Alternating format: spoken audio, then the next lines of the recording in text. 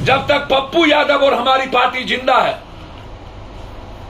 दुनिया का कोई बड़ा कंस क्यों ना पैदा हो, कृष्ण के अस्तित्व को और दुनिया के श्रेष्ठकर विचार को कोई मिटा नहीं सकता। कंस को मिटना ही पड़ेगा।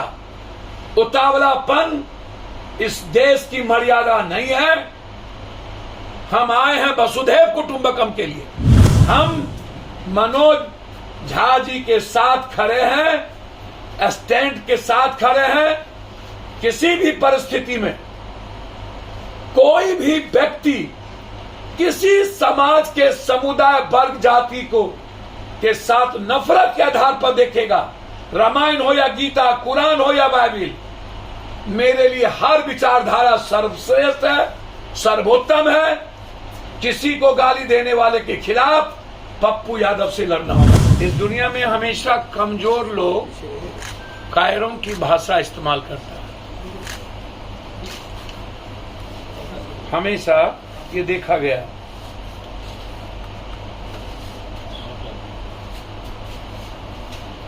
पहले तो मैं कथाकार प्रेमचंद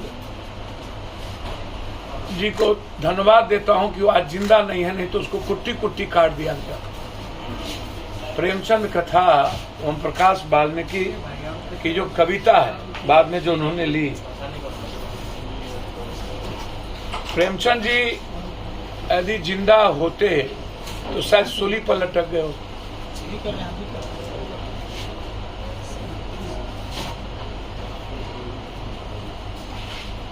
इतनी फिल्में बनी है जिसमें विलेन ठाकुर रहे हैं, जितनी फिल्में बनी हैं लगभग विलेन ठाकुर रहे। आखिर में हीरो जब विलेन को पीटता है तो पूरा समाज मिलकर ताली बजाता है। जब विलेन को हीरो पीटता है तो पूरा समाज ताली बजाता है। इसमें उसकी जाति के नजरिए से तो कभी नहीं देखा गया आज तक, उसे विलेन के नजरिए से देखा गया। इसमें उसकी जाति, जितना ब्राह्मणों और ब्राह्मणवाद के खिलाफ लिखा गया आज तक, जितना, लेकिन जितना दलित और का शोषण हुआ, कभी दलितों ने तो जवाब नहीं दिया, कभी अत्याचार और जुर्म तो नहीं हुए। यदि इतने बड़े समुदाय से आने वाले नेता जो जीभ खींचने से लेकर सर्व कलम करने की बात कभी नहीं कही ब्राह्मणों के किसी नेताओं कि सर कलम कर देंगे, यदि वो अपने अस्मिता से जोड़ लिए होते जितना आज तक हमला हुआ ब्राह्मण और ब्राह्मणवाद पर, तब तो खून की नदियां, कभी भारत एक नहीं होता, कभी भारत सही सुनता से नहीं चलता। गांधी पर जब बम से हमले हुए थे ना, तो सरदार पटेल गए थे सुरक्षा देने, बोला नहीं लेंगे, नहीं लेंगे।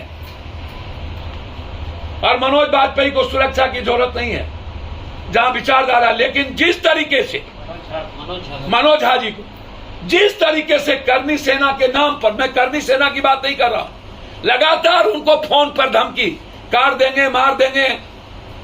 जब तक पप्पू यादव और हमारी पार्टी जिंदा है,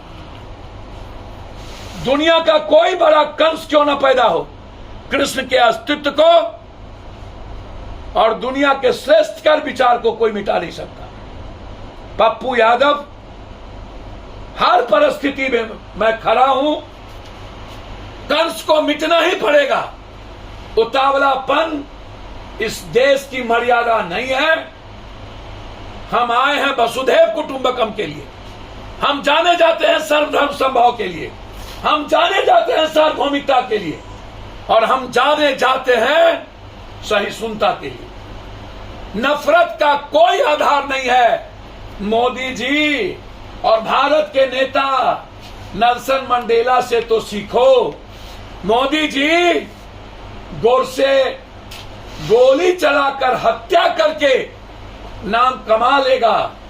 आज भी कई गोरसे किसी को गाली, किसी जाति को मां भंग करके अपना नाम कमा लेगा, लेकिन वो इतिहास पुरुष, युग पुरुष नहीं हो सकता है। हम मनोज झा जी के साथ खड़े हैं, स्टैंड के साथ खड़े हैं। किसी भी परिस्थिति में कोई भी व्यक्ति किसी समाज के समुदाय वर्ग जाति को के साथ नफरत के आधार पर देखेगा, रामायण हो या गीता, कुरान हो या बाइबिल, मेरे लिए हर विचारधारा सर्वश्रेष्ठ है, सर्वोत्तम है। किसी को गाली देने वाले के खिलाफ पप्पू यादव से लड़ना होगा। पप्पू जी, विवाद तो आपके मित्र उनके बेटे ने खड़ा किया। सर, मैं कह रहा हूं कि मेरे भाई हैं युधिष्ठिर, अर्जुन, नकुल, सहदेव भी तो भाई थे ना। अर्जुन की बहन और कृष्ण की बहन भी तो रिश्तेदार थे ना। यदि तुलसी का महत्व है तो वाल्मीकि का भी दुनिया में महत्व है ना, राम का भी महत्व है ना।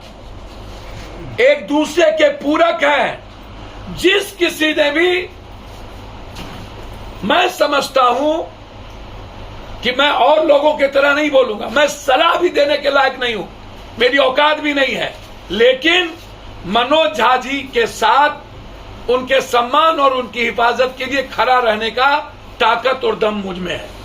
सर, एक आदमी कहता है कि जी खींच लेंगे और आप कहते हैं उनको बचाएंगे, तो क्या? सर, मैं बचाने की बात नहीं किया। मैंने कहा कि हर तरह के जाति, धर्म, वर्ण और वर्ग और विचारों का सम्मान के लिए पप्पू यादव और हमारी पार्टी मरने को तैयार है। हम किसी जाति और किसी विचारधारा के कारण ना तो किसी का जी खींचेंगे, ना तो किसी का गर्दन काटेंगे, ना तो खून की नदियां बहाएंगे। खून की नदियां सिर्फ गरीब के लिए बहेगी। गरीबी मिटाने और गरीब जैसे शब्द को खत्म करने के लिए खून की नदियां बहेगी, अपनी राजनीति के दुकान के लिए और खुद की महत्वाकांक्षा के लिए नहीं।